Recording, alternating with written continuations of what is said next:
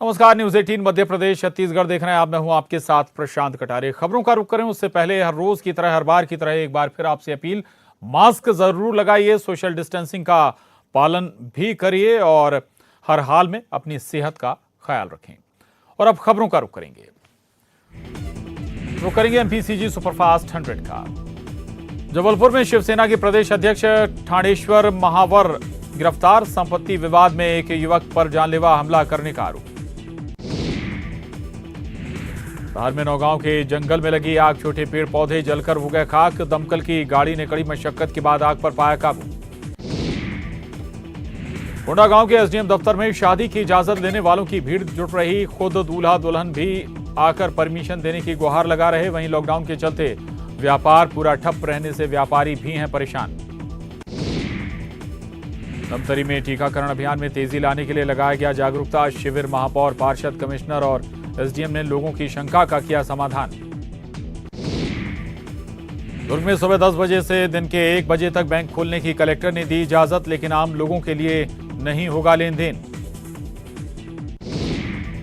चैत्र नवरात्रि के 9वें दिन सतना के प्रसिद्ध मैहर मंदिर में मां शारदा की हुई भव्य आरती। माता के सिद्धिदात्री स्वरूप में किया गया श्रृंगार। शिवराज कैबिनेट की दोपहर 3 बजे वर्चुअल बैठक। आज कोविड-19 पर होगी चर्चा। सरकार स्वास्थ्य सेवाओं को लेकर ले सकती है कोई बड़ा फैसला। उज्जैन में टोटल लॉकडाउन के बाद भी नहीं मान रहे लोग, सड़कों पर उतरा प्रशासन। कार चालक ने बहस की तो एडीएम ने काटे चालान। कोरबा में ट्रिपल मर्डर से सनसनी। अविभाजित मध्य प्रदेश के उप मुख्यमंत्री रहे प्यारेलाल कंवर के बेटे बहू पोती की हत्या। उरगा थाना क्षेत्र के भैसमा की घटना। असम के शिवसागर में ओएनजीसी ऑयल रिफाइनरी के 3 कर्मचारियों का अपहरण। उल्फा उग्रवादियों पर शक, ड्यूटी के दौरान उठा ले गए मिलिटेंट। ग्वालियर के अजीरा सिविल अस्पताल के बाहर प्रदेश के ऊर्जा मंत्री प्रद्युम्न सिंह तोमर ने टेंट लगाकर किया रात भर जागरण। मंत्री ने लोगों से अपील करते हुए कहा कि सभी मास्क लगाएं, तभी हम कोरोना को अपने से दूर भगा सकते हैं। मंत्री तोमर ने हजीरा अस्पताल में चल रहे कोविड मरीजों के इलाज की मॉनिटरिंग की। मंत्री ने कहा कि मरीजों को अस्पताल में बेहतर सुविधाएं मिलें, इसके लिए जनप्रतिनिधि होने के नाते वो यहां पर डटे रहे। कोरोना को लेकर एमपी सरकार अलर्ट। सीएम का सभी कलेक्टरों को निर्देश, पॉजिटिविटी रेट घटाने पर गंभीरता से करें फोकस। चेन को तोड़ना बहुत जरूरी। टीकाकरण के लिए चलाया जाएगा अभियान। वैक्सीन लगवाने वालों के लिए चलेगा घर घर कुंडी खटखटाओ अभियान। सर्च एवं रिसर्च डेवलपमेंट सोसाइटी चलाएगा अभियान। बस्तर में संक्रमण रोकने पर बड़ा फैसला। बस्तर में जाने के लिए कोरोना टेस्ट जरूरी। एयरपोर्ट, रेलवे स्टेशन और बस स्टैंड पर भी कोरोना टेस्ट का इंतजाम। छुट्टी से आने पर जवानों का भी होगा टेस्ट। सीएम बघेल ने कलेक्टरों को दिए निर्देश। ग्वालियर में पिछले 24 घंटे के दौरान कोरोना से 502 लोगों ने जीती जंग। 8 दिन में 2903 मरीज ठीक होकर लौटे। कोरोना से जंग जीतने वालों का आंकड़ा बढ़ा। रायपुर में अब तक का लॉकडाउन सफल। 1 सप्ताह में संक्रमण दर 47% घटी। रायपुर जिले में 26 अप्रैल तक लॉकडाउन। कोंडागांव में लॉकडाउन का दिख रहा असर। शहर में पसरा सन्नाटा। चौक चौराहों पर पुलिस के जवान तैनात। बेवजह घूमने वालों को भेज रहे वापस। महासमुंद की सरायपाली पुलिस ने अवैध शराब के साथ 3 को किया गिरफ्तार। 730 लीटर अवैध शराब जब्त। 35 बोरा महुआ लहान भी नष्ट किया गया। देश में कोरोना वायरस की बेकाबू रफ्तार जारी। पिछले 24 घंटे के अंदर देश में 2,94,115 लोग संक्रमित पाए गए हैं। वहीं पिछले 24 घंटों में कोरोना से 2020 लोगों की मौत हो गई। देश में कोरोना से बिगड़ते हालात के बीच पीएम मोदी ने देश को संबोधित किया। पीएम मोदी ने देश में कोरोना से बिगड़े हालात समेत अन्य मसलों पर बात की। पीएम मोदी ने कहा कि कोरोना की दूसरी लहर तूफान बनकर आ गई है। पीएम मोदी ने सभी कोरोना योद्धाओं की सराहना की। उन्होंने कहा कि बीते दिनों में जो कदम उठाए गए हैं उससे स्थिति को सुधारेंगे। पीएम मोदी ने कहा कि देश में जागरूकता से लॉकडाउन से बचने में मदद मिलेगी। उन्होंने कहा कि देश को लॉकडाउन से बचाना है। राज्य सरकारें भी लॉकडाउन को अंतिम विकल्प समझें। कोरोना से मचे कोहराम के बीच महाराष्ट्र में पूर्ण लॉकडाउन के संकेत मिल रहे हैं। स्वास्थ्य मंत्री राजेश टोपे ने कहा कि गंभीर लॉकडाउन इस समय की जरूरत है। मुख्यमंत्री उद्धव ठाकरे कभी भी लॉकडाउन का ऐलान कर सकते हैं। सीएम शिवराज ने इंदौर, उज्जैन और जबलपुर के स्वयंसेवी संस्थाओं से की चर्चा। कोरोना का इलाज कर रहे डॉक्टरों से भी की बात।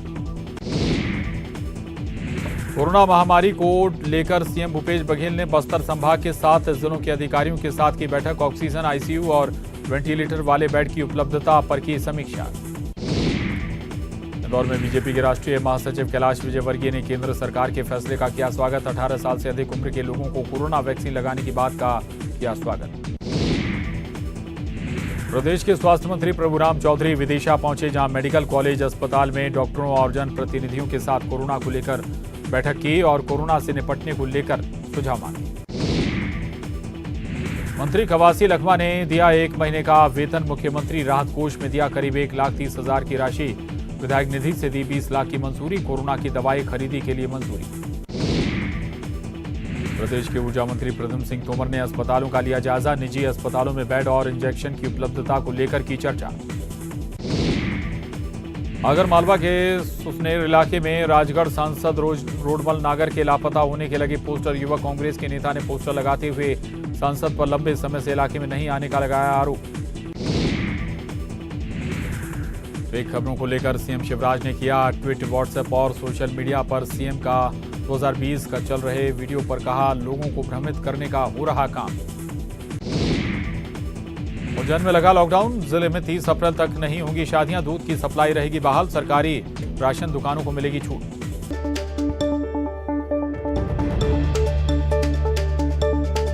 और बड़ी खबर, सतना में रेमडेसिविर इंजेक्शन की कालाबाजारी का मामला सामने आया।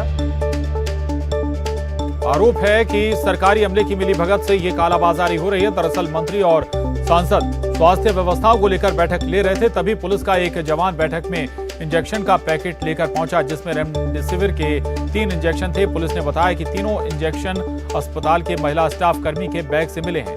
पुलिस ने बताया कि महिला के बैग से जो इंजेक्शन मिले वो सरकारी सप्लाई के इंजेक्शन थे, जिसे खुले बाजार में बेचने की तैयारी थी।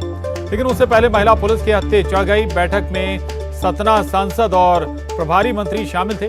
पूरे मामले में अब जिला प्रशासन की टीम पर्दा डालने की कोशिश कर रही है। वहीं मीडिया के सामने भी लोग कुछ भी जवाब देने से बच रहे हैं। तो ये बड़ी खबर है, बड़ी खबर सतना से है। दरअसल सतना में रेमडेसिविर इंजेक्शन की कालाबाजारी का ये मामला सामने आया है। आरोप है कि सरकारी अमले की मिलीभगत से ये कालाबाजारी हो रही है। दरअसल मंत्री और सांसद स्वास्थ्य व्यवस्थाओं को लेकर बैठक ले रहे थे, तभी पुलिस का एक जवान बैठक में इंजेक्शन लेकर जा पहुंचा।